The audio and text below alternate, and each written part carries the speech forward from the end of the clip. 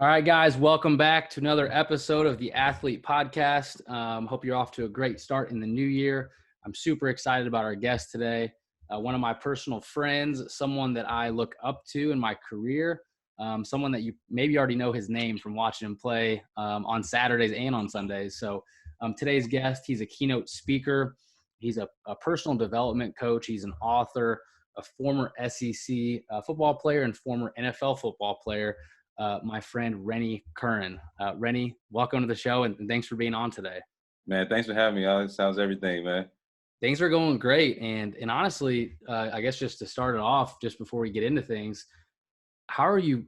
Yesterday was kind of a tough day for a lot of people with the news about Kobe Bryant. How have you even? I know it's been just tough to watch the news and all the people that were involved with that. Like, how have you been processing that? Because I know that's been tough to watch. Yeah, man, that's wow. Yeah, that's a key word you just said is processing, because it's definitely a process to just take it all in. And I know when I first heard it, just like everybody else, I thought it was just one of those hoax, those internet type of things, Right. that happened where somebody hacked it and we're just playing a prank. And then it's like you start to see the news clippings and start to hear the credible sources that say that it really is confirmed. And then I immediately thought to myself, like, man, this is crazy. Like, it's just unreal. And as far as processing goes and how I took it, man, and the lessons that I pulled away from it, because I always try in life to just pull lessons out of everything. The first thing that it said to me was that, man, no matter how much success we have in life, no matter how much we climb, like it can all be gone in a heartbeat. So for me, it really just put so many things in perspective. You know, in life, we get stressed out about things, we get worked up, or we worry about certain things, or we just try to push ourselves so hard and try to fight, when in reality, man, grand scheme, a lot of things that we worry about, we fight about, whatever, it doesn't even matter. Like, it can be gone. So it really put things in its place. You know, death has a way of doing that. Like, when you measure things up, a lot of the things in our life against death, like, it really is not that big, especially when we have disagreements with people. There's people out there we don't like, or, you know, we haven't even talked to in years. It's like, man, why are we even doing this? You know, when you measure up against that. So those are some of the things, man. And then also on the other side of that, gave me a sense of urgency. Like, man, time is not promised. There's no reason for me not to have fear, and for me not to go after the things that are in my heart. You know, the visions that God has given me. That there's no reason, because tomorrow's not promised. Yeah. Absolutely. Yeah. I mean, similar things that I was thinking yesterday, just, man, like watching videos of him back in the day, and even just recently doing an interview like last week about just the difference he's trying to make. I think it is a charge for us just to, don't take life for granted and just remember the blessings that we have. So yeah, thanks for sharing that. But so about you, so for people that don't know your story, you know, kind of growing up and things like that in sports, I guess, what did your upbringing, how did that kind of play a role into where you're at today in your career now? Man, my upbringing, it had everything to do with my career, and just how not only it ended, but what's happened afterwards. Like, from most people who don't know me, and those who do know me, I always start by talking about my family. My parents came here as Liberian immigrants, worked extremely hard, humble people. My mother was a nurse, and that's how she got her ticket to come to America, was through her education. She got a scholarship to Emory, which is in Atlanta. It was between Emory and Duke, and so she chose here. That's how I ended up in Atlanta. My dad came, and he bought into a shoe repair franchise, so he fixed shoes 12 hours a day. He was my first kind of exposure to entrepreneurship and being in control of your own destiny. And so when it came to football, like, my parents knew absolutely nothing about football whatsoever. Not until I got the scholarship to University of Georgia, and they realized, dang, we ain't got to pay for college. And they started to really become true fans. But until then, man, it was really just the story of self-motivation, man, just seeing the work that they put forward. They were both the oldest in their families. There was a civil war going on in their home country, our home country of Liberia. And so just seeing the sacrifices that they made, it just gave me that motivation, man, to really just be the best at whatever I did, because I knew I represented something more. I had a strong family lineage. And so when it came to football, like, that was my outlet. You know, that was a gift that God gave me, and that was something that I used, just like they used, you know, their gifts and talents to get here. That's what I used. to kind of just blaze my trail. And it was everything, just from being doubted to, I was labeled undersized, all those different things. I was able to overcome them because of my upbringing and because of my childhood and the things that I saw, and how much it meant to me to just make my family proud. That's so cool. And so after you have an amazing career at Georgia, I mean, I remember watching you play on TV all the time. You get the chance. You were, I think, the 97th pick in the 2010 NFL draft. So you get the chance. I guess, what was it like to have your name called? And then you played in the NFL, CFL for a few years, and then had an injury. I guess, what was it like to go from getting that chance to then kind of getting to where you're at now today? Man, it was powerful. Like when I look back now, I'm thankful that everything worked out the way that it did. I mean, number one, just making it, man. As you know how tough it is, the numbers are stacked up against you, and then when you factor in the fact that I was labeled undersized, like that makes me in the negatives. If you really look at the Right. statistic charts, man. So just to overcome everything, and I was a product of the community, man. I had teachers, coaches, lunch ladies, janitors, like the whole community was just like pulling for me, man, because my family was really, really struggling. There was a time where dad lost his business, mom was paying all the bills. I was on the free reduced lunch meals, like at risk at certain times. So I was one of those kids, and the community really just wrapped their arms around me, man. And so to overcome all those things and then play for the hometown school and just kind of be that story that is an inspiration to get there was overwhelming, man. And everybody was crying, all those things, man. It was just crazy. And then to go from that and then getting into the business of the league and seeing how cutthroat it was, and having to fight that battle, going back home, getting cut, all the things that you don't really hear about, man. But finding my true identity through those experiences, and my faith being built, it was a true journey. But every single piece of it, has led to where I'm at today, which is so much more impactful than anything I ever did on the field, man. To have the opportunity to wake up every morning and find ways to pour into whether it's a team or organization or students, it's powerful, man. And so I'm thankful for like the whole entire journey. I'll just wake up every single day, and like they say, it's people say it all the time. I got to pinch myself to remind myself that this is reality. But that's truly where I'm at right now, man. I'm just thankful for every day that I get the chance to do what I do. That's so awesome. And, I think you have so many accomplishments that we could talk about for this entire episode here, but I think I want to focus on today, the power of connection. And when Yeah. I look at your life and on social media, or just, being with you in person, the few times we've been together, what really stands out to me about you is that you are so intentional about building relationships. And I think a lot of people, when they think about whether it's, athletics or when you go get your first job out of college, wherever you're at, I think a lot of people think when it comes to networking Right. or things like that, it's kind of fake, or like, hey, here, you think of that person who like hands out 20 business cards when they show up Right. and kind of works the room. But you don't, that's not you. Like when I think about you, you're just someone who really genuinely cares about investing in others. I guess, where does that passion come from? Are you naturally like a connector like that, or is that just something that is part of your personality? Yeah, I mean, once again, that's something that's part of my upbringing, man. My parents, man, they are the most humblest, genuine people, man. That's just in my DNA. Like I can't, even if I wanted to be arrogant or opportunistic or anything, it's just not in me at all. And so that's something that's part of my upbringing, and just like I said, my earliest experiences, man, were just seeing them go out of their way for people and help people. Like our house was never empty. Like I've spent many nights sleeping on the floor for cousins, uncles, aunts.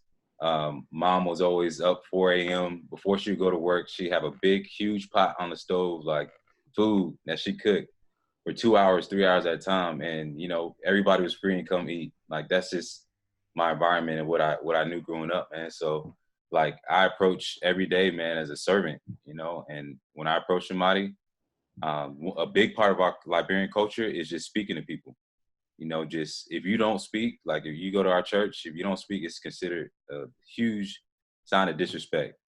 So like I've taken that with me, man. It's changed my entire life. Just speaking to people, man. Just genuinely saying, "Hey, how you doing? Like, how's the family?" Like something simple that doesn't cost you anything but goes such a long way. And just having those little small like connections with people, man, you'll be surprised at how many business opportunities come from that, man. How many powerful relationships come from that. And it's not just people who are within reach or like within your community, but people who don't look like you, people who don't see things the same, man. Just having that genuine connection. And the fact that I was blessed with the platform to be an athlete and to have that reach and to have that exposure, it makes, establishing those connections even more. Like people really value it, especially when you're a person who has that platform and the ability to reach a large audience. So yeah. Absolutely. And even to prove my point even further, so next week is the Super Bowl and in Miami. And so I just saw on social media, you put together essentially this networking event. You got all these former professional athletes, even some current athletes that are going to be there. And like, you're just bringing everyone together and like having an awesome environment for people to connect with each other. Tell us more about that event, and then like, where did that inspiration like come even to do that?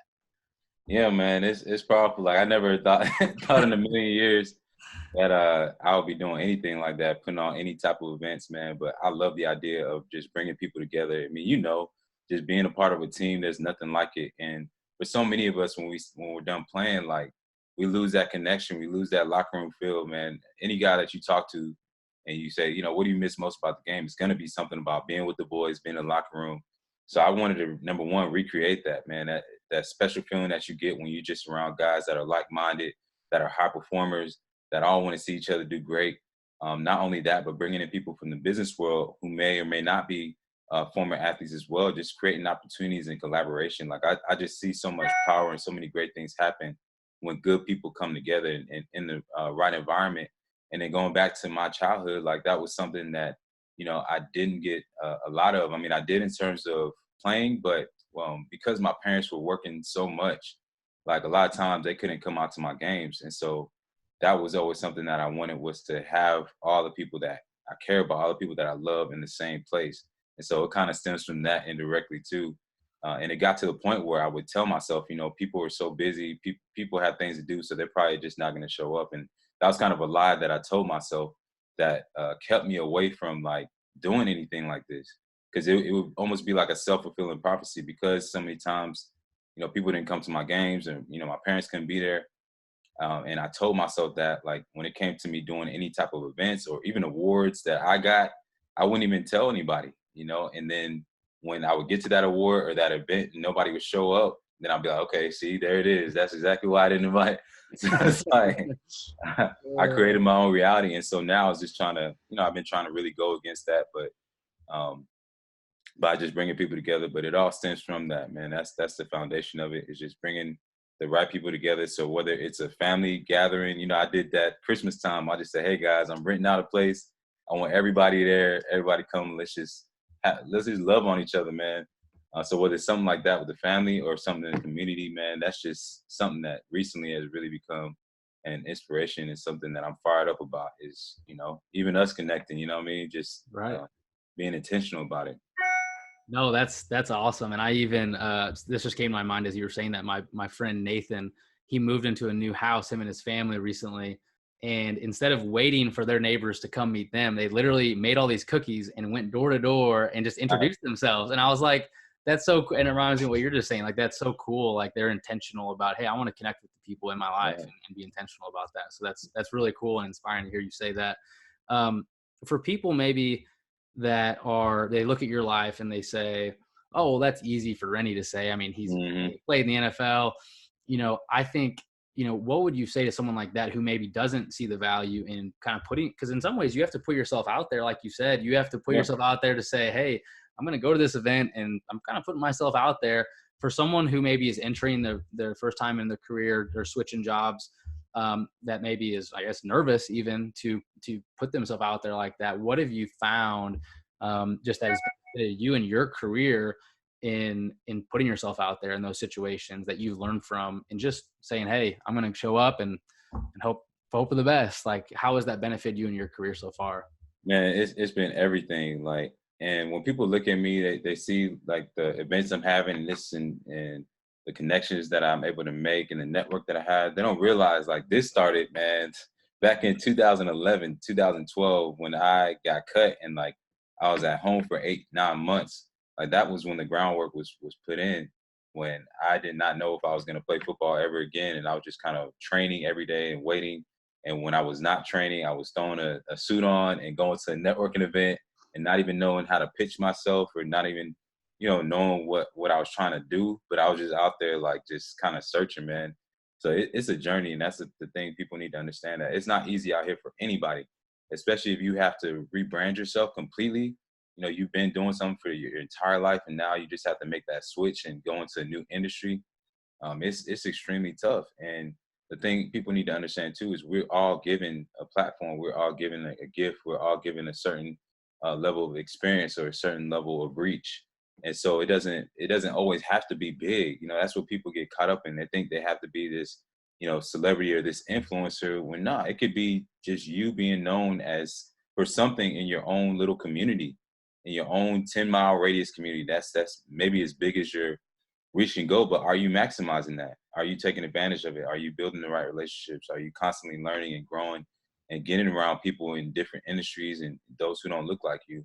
Um, so that's what I would say to those people. Like, you don't have to have a big platform. You don't have to reach a million people. You don't have to have a million business cards, but Right. just maximize what you have within your reach. And that's the best place to start. And for me, that was just me leveraging the University of Georgia brand and what I built while I was there. Once I maximized that, took advantage of the relationships there, it grew from there.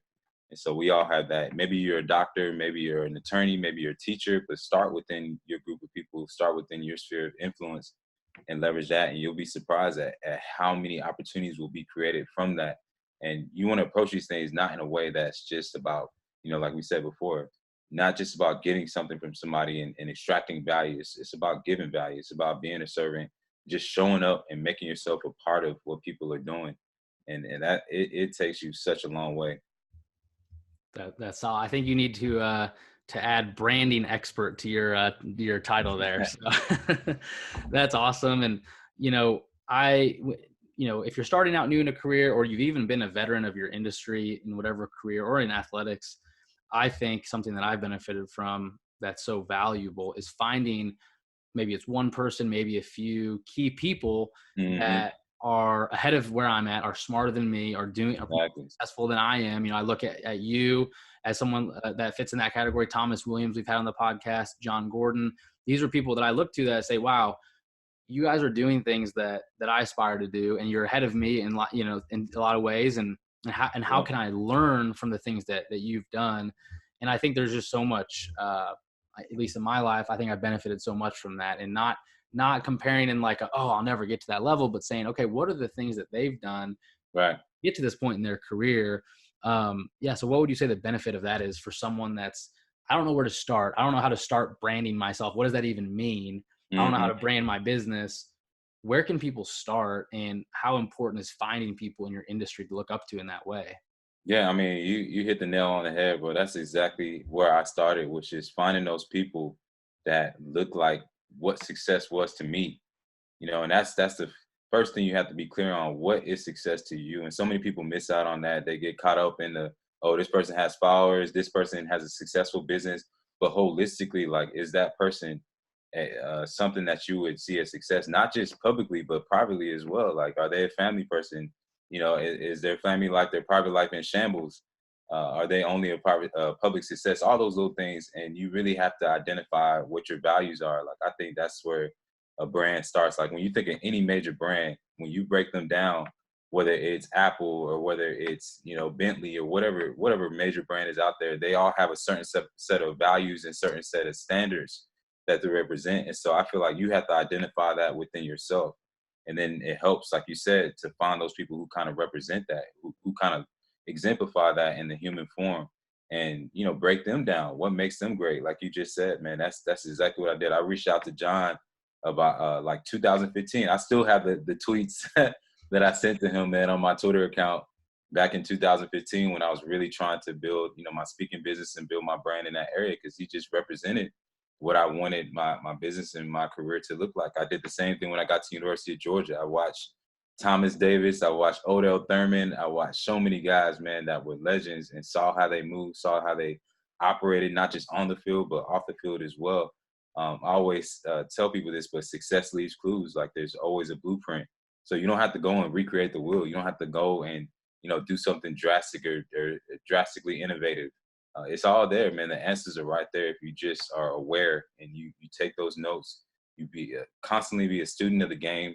Even to this day, man, there's still guys who I watch and try to emulate or, draw my inspirations from. I just recently met Eric Thomas, guys like that, man, that when you're around them, you pick up something, whether it's just their body language or just, like I said, how they operate, man, how they treat people. There's so many things you can learn. And on the flip side too, there's those people who you don't want to represent, who you don't want to be like, but you can also be like, man, dang, I don't ever want to come off like this. I don't ever, and we all know people like that, leaders like that. But when we think about them, you're like, man, I hope one day when I get here, I'm never ever like this. So that's important as well too, is to know what you don't want to be as well. That's solid and great advice. And so I guess you're a second generation entrepreneur, and I guess this is kind of an off the wall question, but let's say everything in all your business, all your branding, your speaking, everything was like you had to start over. You had to start over right now. And someone said, "Hey, Rennie, here's $500. I'm going to give you $500. Go." How would you start to build, just for someone who's like at ground zero right now, how would they even start to build something, whether it's a business or a concept? Because you've done it. You don't just have one business. You have all these different things that you do that make a huge difference. What would you tell that person if you had $500? What are you going to do with that 500? Shoot. Me? If I have $500, and it depends. If I just have $500 to my name, I would definitely start, number one, with investing in education. And that's not just traditional education. I'm not saying go and, get and re-enroll in school. I'm saying invest in going to a workshop, invest in reaching out to a business leader and saying, hey, can I take you to lunch? And it's on me. I would invest in going to, a conference, whatever it is, because these things pay dividends like for years and years to come. If you meet one business leader, and, for me, if I meet one business person, he gives me one piece of advice that could change my entire life in a heartbeat. And he could give me a system that can generate that, whatever I lost in 1 month, in 2 months, as opposed to me going and try to make my own investment and trying to learn on the fly and then hoping that investment pans out. Like I would just try to find, like I said, templates. I would try to find that, that roadmap. And the quickest way to do that, I believe, is going to a seminar, investing in books, meeting with business leaders, people who are already successful, who can accelerate that growth. That's what I would do. I think that's a good plan. I think you'd still be pretty successful with that. So that's awesome. And I think a lot of former athletes listen to this podcast. So I think I look at some of my old teammates, and you probably would be the same. Some guys that were so disciplined in college and had everything going on. You look at them now, and not in a judgmental way, but just, I think they would agree, like they've maybe lost a little bit of discipline, or they've lost kind of their edge maybe that they once had. Yeah. What have you done to make sure that, one, you don't lose that in business now, but what have you done to apply the same principles that you had in football to now in business? What have you done in that way? Man, that's a great question. That really, really is. And I think, to your point, when that happens to a lot of guys, because it's like they put so much emphasis, or not even emphasis, but their identity was the jersey instead of the identity being who they are, if that makes sense. So by that, I mean that jersey, when they had that jersey on, it's just like Superman putting on his cape as opposed to Clark Kent. So when they put that jersey on, that's confidence, that's, intelligence, that's instincts, that's, drive, that's motivation, that's resilience. All these things were attached to this jersey without them realizing that this is who I am, or making that translation. And so for me, I really had to sit down and break down, okay, what were the things that made me great as Rennie Curran, the athlete? I wrote down the perseverance, the resilience, the tenacity, the grit, all those things. And then it was like I had to physically transfer that into Rennie Curran, the man. Like, this isn't who I was as an athlete. This is who I am. This was not a short temporary thing. This was not just a position of being a linebacker. No, Rennie Curran is a linebacker. Like, that's who I am. And so once I made that transition, man, of not that's who I was an athlete to this is who Rennie Curran is, man, it's changed everything. I wake up every single day and I'm still making plays in my head. I apply everything, like from speaking to all that. Like, I think about, okay, if I'm getting ready for this speaking engagement, just like I'm getting ready for a game, how would I perform in a game if I only practice 3 times, like Right. as opposed to, and how would I perform if I only practice 5 minutes a day, And so I made all those translations into what I do now as a speaker. I'm like, okay, I need to be preparing. I need to be watching my film.